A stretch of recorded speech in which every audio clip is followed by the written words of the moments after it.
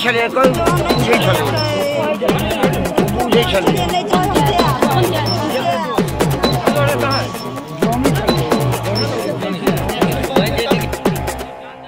ये है रूबी और राजा। महज 6 माह पहले 18 मई 2022 को दोनों की शादी हुई थी।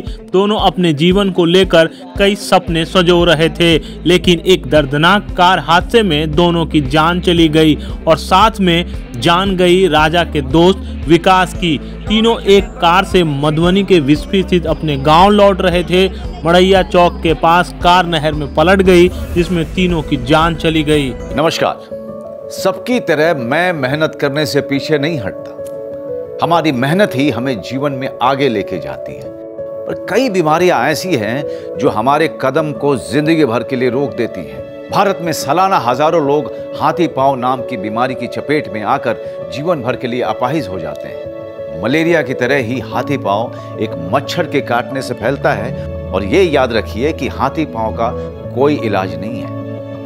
गांव, शहर, अमीर, गरीब, हर जात और धर्म की रेखा पार कर किसी को भी अपनी जकड़ में ले सकता है हाथी पांव। पर डरे नहीं, इसका बचाव आसान है। साल में सिर्फ एक बार सरकार द्वारा दी हुई मुफ्त दवाएं खाएं और इस बीमारी से अपने आप को और अपने परिवार को बचाएं। याद रखिए, खुशहाल होगा शहर और गांव जब जड़ से मिटेगा हाथी पांव। स्वास्थ्य विभाग बिहार सरकार द्वारा जनहित में जारी। बिस्फी के केसवा का रहने वाला था और बिस्फी थाना पुलिस की गाड़ी अनुबंध पर चलाता था। मंगलवार को जब पति पत्नी की अर्थी एक साथ निकली तो सबकी आंखें नम थी।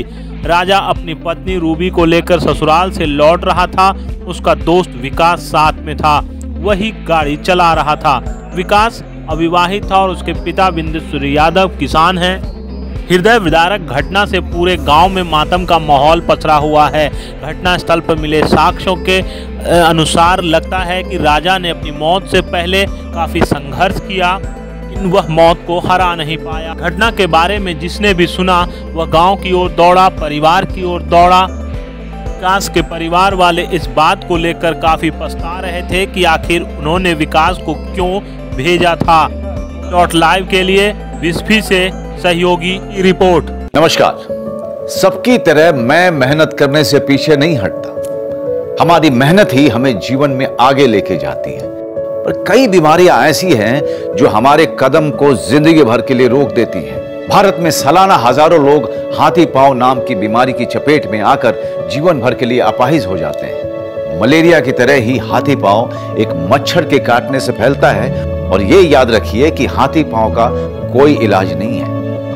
गांव, शहर, अमीर, गरीब, हर जात और धर्म की रेखा पार कर किसी को भी अपनी जकड़ में ले सकता है हाथी पांव। पर डरे नहीं, इसका बचाव आसान है। साल में सिर्फ एक बार सरकार द्वारा दी हुई मुफ्त दवाएं खाएं और इस बीमारी से अपने आप को और अपने परिवार को बचाएं। याद रखिए, खुशहाल होगा शहर और गांव जब जड़ से मिटेगा हाथी पांव।